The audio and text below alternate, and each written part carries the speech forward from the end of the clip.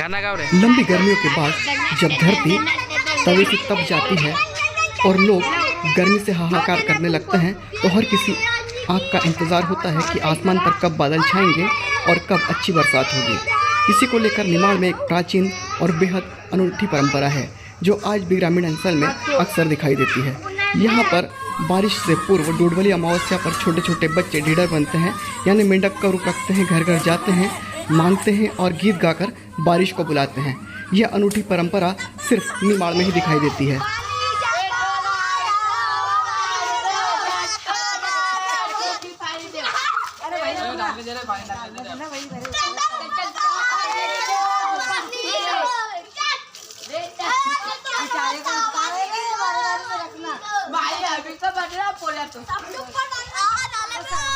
जब ढीडर यानी मेंढक बने बच्चे किसी घर के बाहर जाते हैं तो घर की महिला उन बच्चों पर पानी छींटती है और दान स्वरूप अनाज देती है।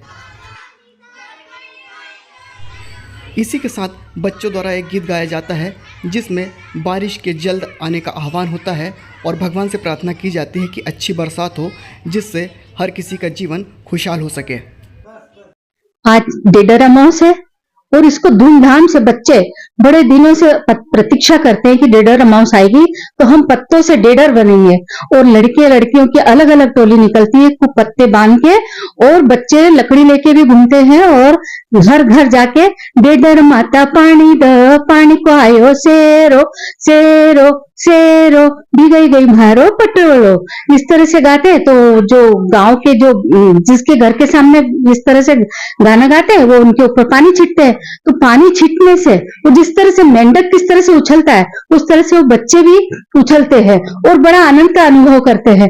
वो सिर्फ इसीलिए किया जाता है कि नौ तपा के बाद, गर्मी के बाद सारे नदी तालाब सब सूख जाते हैं, कुएं सूख जाते हैं, खेतों में बारिश के पानी की आवश्यकता है। तो इसलिए बारिश को आह्वान के लिए कि हमारे यहाँ बारिश हो, इतनी फसल अच्छी आए कि हम देश को मतलब यानी इतनी खुशहाली हो कि हमारे से अन्न धन के भंडार भरे हुए।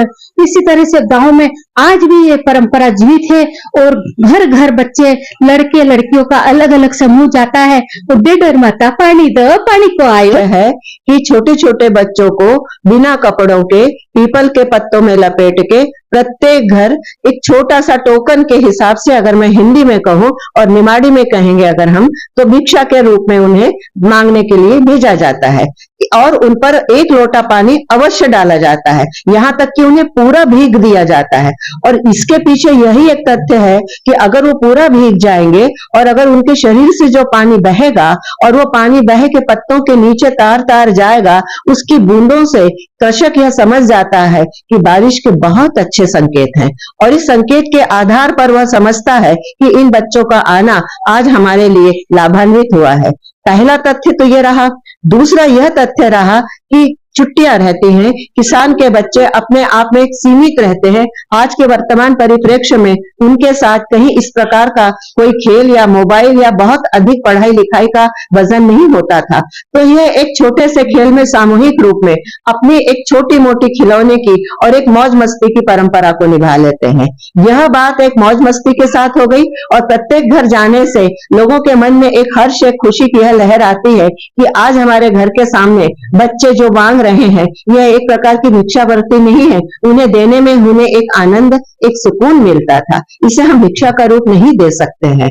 लेकिन साथ ही इन जो बच्चों का जब यह गाना 2 लाइन चलता था, ढीडर माता पानी द की छानी द, पानी को आयो छीटो, थारा घर में हीरो, पानी चलियो मोटो, हाँ आयो छोटो।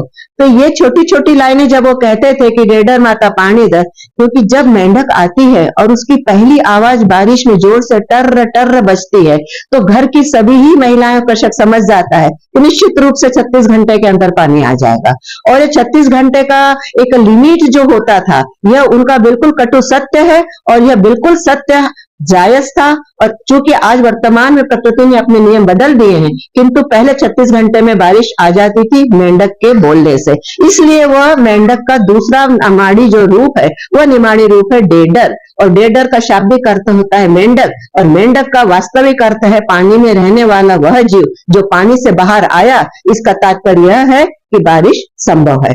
अतः उन पत्तों में लपेटे हुए मासूम कोमल बच्चों को देखकर हमारे मन में एक प्यारी छवि आ जाती है और उस छवि को देखकर अपने हाथ अपने आप दान के लिए उठ जाते हैं। यह एक दान होता है, मौज मस्ती का एक त्योहार होता है। चूंकि यह विलुप्त होता जा रहा है, लेकिन मैं देख रही हूँ कि आज भी निमाड़ के प्रत्येक गांव में, मैं व्यक्तिगत रूप से जानती हूँ, मेरा जैसे कि नैनीहाल कालमुखी का रहा है, वहां आज भी निश्चित रूप से डेडर माता पाणीदा की आवाज कानों में गुंजाई देगी। निश्चित रूप से कुछ बच्चे शहरों में तो नहीं, लेकिन गांव में आज भी इस प्रथा को कायम किए हैं।